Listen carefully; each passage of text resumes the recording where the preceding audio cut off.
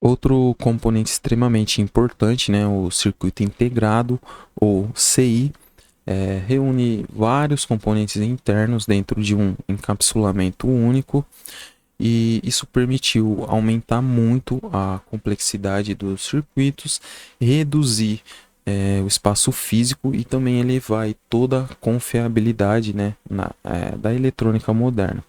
Em vez de montar função por função com componentes discretos, né, o CI, o circuito integrado, ele já entrega um bloco funcional pronto. Então ele pode ser analógico, digital, controlador, memória, temporizador, interface e muito mais. No caso de um 555, uma memória, um controlador, PWM, um chipset e até um processador pertencem, né, à mesma grande família, né, dos circuitos integrados, embora em níveis, né, de complexidade muito diferentes. Nesta aula a gente não vai precisar decorar encapsulamentos ou funções mais específicas avançadas, né? O objetivo é mais entender a lógica. Então, o circuito integrado é uma função encapsulada e por isso ele aparece aí em praticamente todo hardware moderno. Então, recapitulando, circuito integrado não vai significar necessariamente processador, né? O termo ele é muito mais amplo, abrange várias outras características. Alta integração não elimina, né, a necessidade de entender função e contexto. Lembrem-se disso, o contexto é extremamente importante. O conhecimento do circuito integrado é o primeiro passo e análise detalhada, né, virá em nível posterior, né. Outro componente muito didático aí para entender comportamento de componentes é o relé, né? O relé ele é um componente que permite aí visualizar claramente a diferença, né, entre controle e potência. Ele funciona aí como uma bobina, né? E tem aí os contatos mecânicos. Quando a bobina é energizada, ele cria aí um campo magnético que movimenta os contatos, fazendo aí a comutação, né? A junção deles. Então, isso significa o quê? Que o relé ele não chaveia eletronicamente, né? Como um transistor. Ele faz uma mudança física de contato. Essa característica é útil quando a gente precisa isolar, né, o circuito de comando da carga ou acionar cargas maiores com segurança relativa. Então, em testes introdutórios, a gente pode verificar aí a resistência da bobina, a continuidade dos contatos, quando apropriado, né, até ouvir o clique ao energizar. Esse componente ele ajuda a gente a entender, né, que nem toda comutação ela é feita aí pelos semicondutores. Então, em alguns casos, a gente ainda usa aí o chaveamento mecânico mesmo, como se fosse um disjuntor, né? Porém, tem essa característica da junção dos contatos de forma aí eletromagnética e tudo isso controlado eletricamente. Então, só recapitulando, o relé ele faz aí a comutação física, né? Não apenas eletrônica. Bobina e contatos são partes diferentes, né? E devem ser entendidas separadamente. Resistência da bobina e continuidade dos contatos são os testes iniciais, né? E úteis que a gente pode fazer em relés. Falando agora um pouco sobre o indutor, né? O indutor ele armazena energia em campo magnético e se opõe aí a variações de corrente. No hardware, ele é muito importante em filtragem, chaveamento, na VRM, né, e conversores corrente contínua para corrente contínua, especificamente ali perto da CPU, né, ou da GPU, no caso do processador ou da placa de vídeo. Um ponto muito didático, essencial, né, é que muitas vezes a gente costuma confundir o indutor com resistor de corpo grande ou com transformador pequeno, né? A gente tem que prestar atenção em alguns detalhes. Por isso, vale observar, né, o visual típico de bobina ou encapsulamentos próprios, né, de indutores SMD. Então, no teste com o multímetro, outro erro comum também aparece, né, como a resistência ohmica em corrente contínua pode ser baixa. Muita gente pensa que o componente está em curto, né, mas é preciso interpretar todo o contexto. Baixa resistência em corrente contínua em indutor não significa defeito automaticamente. Isso daqui é um aviso valioso, né? Porque evita aí a condenação errada de um componente que na verdade está funcionando aí dentro do esperado. Então, recapitulando, indutor e resistor não têm a mesma função, mesmo que às vezes eles pareçam, né, semelhantes. Baixa resistência medida em corrente contínua não vai condenar o indutor sozinho, é preciso a gente interpretar aí o contexto, entender todo o esquema elétrico. Indutores costumam aparecer, né, agrupados em regiões de alimentação e, como eu falei, lá perto da VRM a gente consegue ver aí alguns indutores SMD.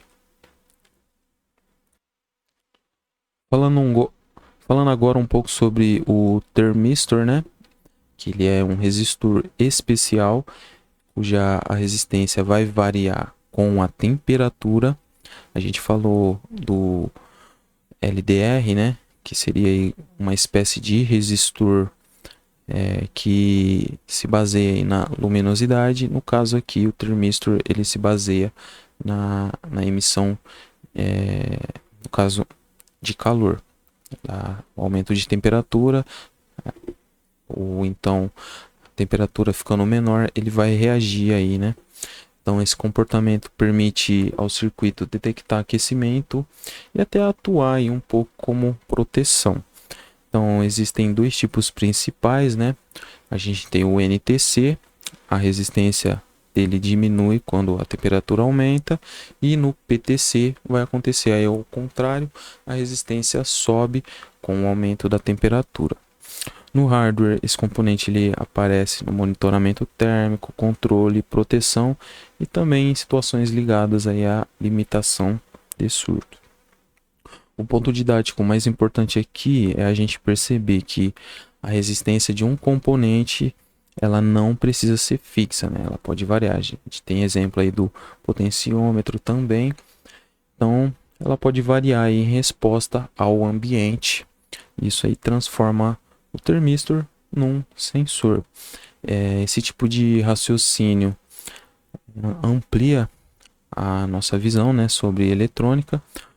E o circuito ele não é só alimentação, chaveamento, ele também pode aí perceber condições físicas do equipamento e trabalhar em cima disso. Então, recapitulando, termistor NTC e PTC têm comportamentos opostos. Termistor é um sensor e também ele pode participar da proteção. Temperatura é sintoma técnico e importante, né? Então por isso que merece aí correlação com o circuito e também interpretação, né, de todo o contexto. Falando agora sobre o transformador. O transformador transfere energia por indução entre enrolamentos e é um componente, né, em sistemas de corrente alternada. Ele pode elevar ou abaixar a tensão e ainda oferece a isolação elétrica entre enrolamentos, o que é extremamente importante, né, em diversas aplicações de fonte e segurança funcional. Um ponto que merece explicação simples é o seguinte, né? O transformador ele depende da variação de fluxo magnético, por isso ele não funciona em corrente contínua pura, da mesma maneira que funciona em corrente alternada. A gente não precisa entrar em cálculo de espirais nem em projeto nessa aula.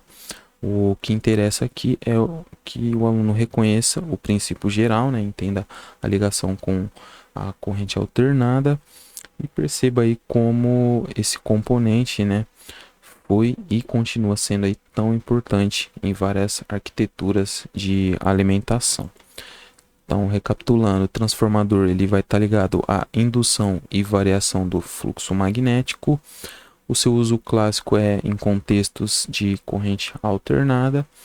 E não confundir o transformador com o indutor, porque eles parecem, né, bem, mas até mesmo tem um comportamento, né, relacionado aí a magnetismo, mas a gente precisa aí saber diferenciar os dois, beleza?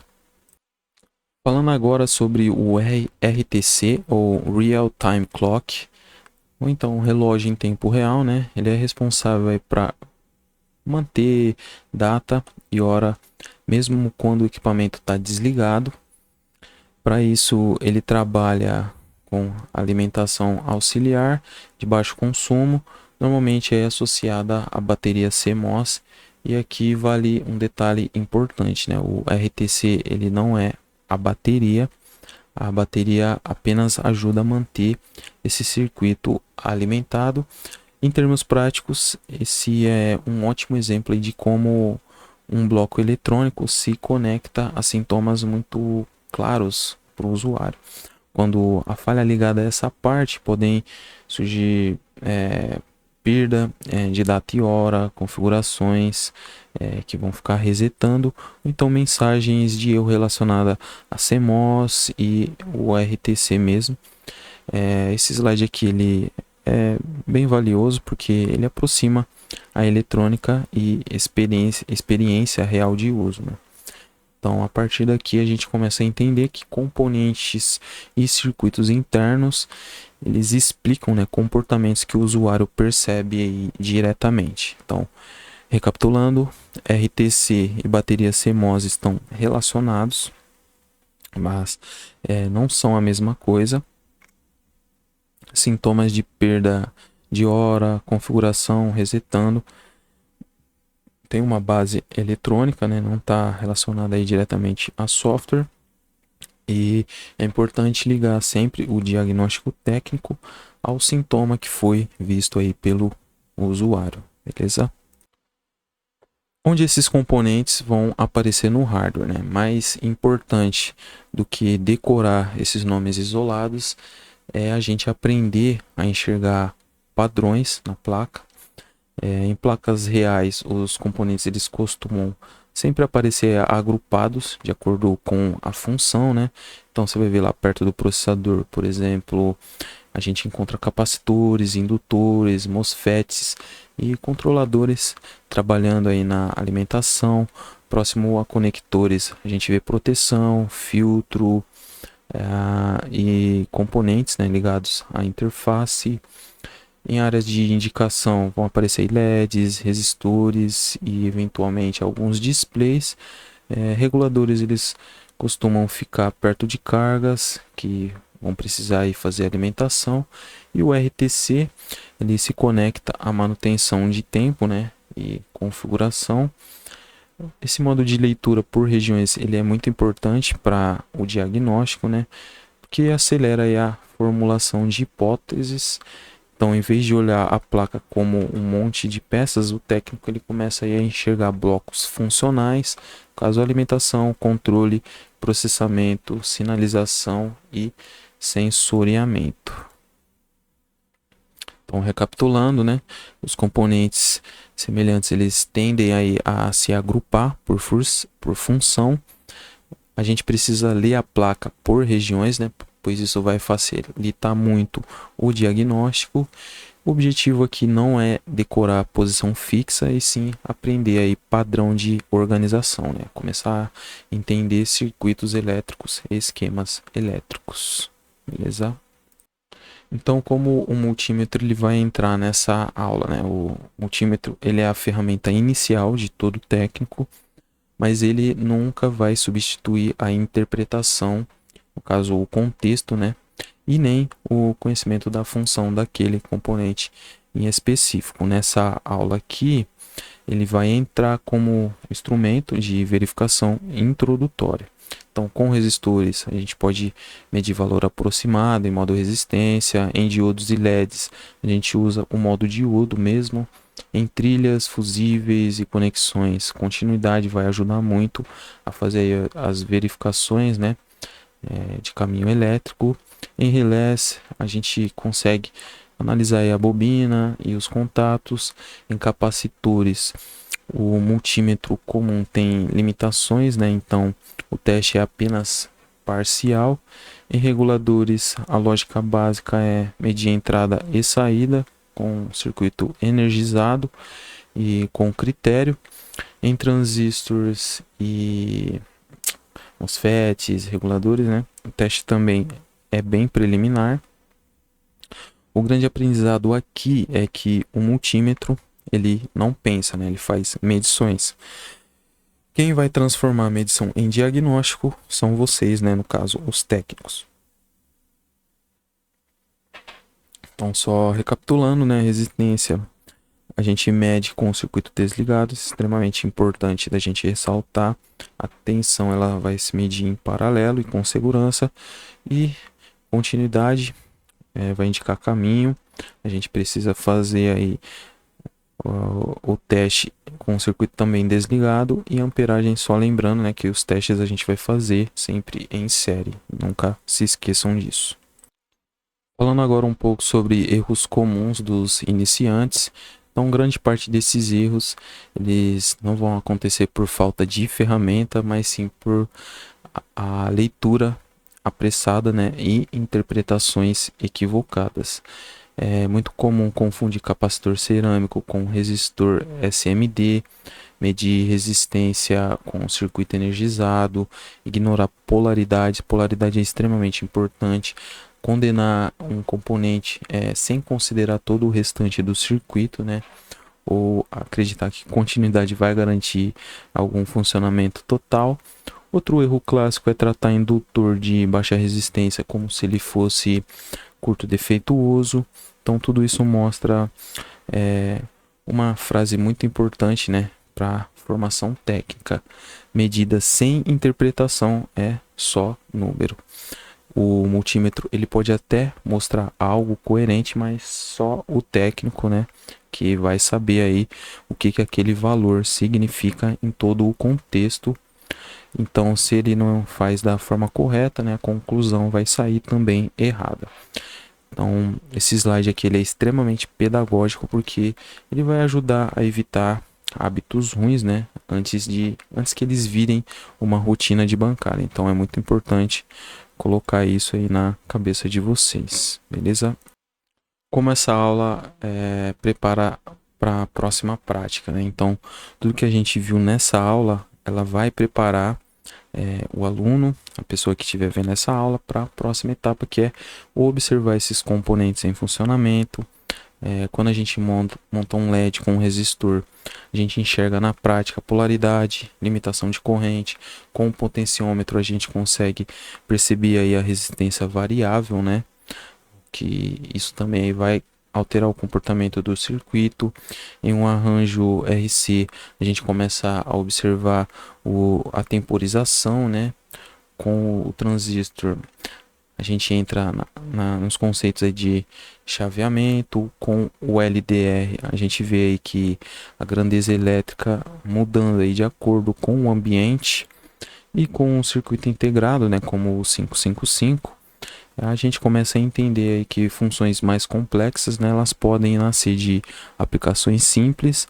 A ideia não é antecipar projeto agora, mas organizar a expectativa, né? Hoje o foco foi reconhecimento e função. Na próxima prática, esses componentes eles deixam de ser apenas nomes, eles passam realmente a se manifestar aí com comportamento elétrico observável. Então, alguns pontos de atenção, né? Essa ponte ela serve para criar continuidade pedagógica, né? Não aprofundar projeto. O aluno deve perceber, né, que componente comportamento elétrico mensurável. A prática que a gente vai fazer, né, em breve, ela vai consolidar o mapa mental construído aí no percurso dessas aulas. Beleza?